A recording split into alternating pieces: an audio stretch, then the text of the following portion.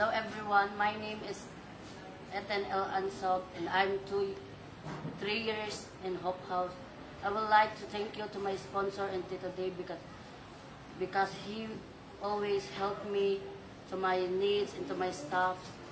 And I would like to thank you to God because without God, without Him and without Tito Dave, I will nothing. Thank you Jesus, thank you Hope House. So, what is your name? My name is Gian Claire Okiliano. How old are you?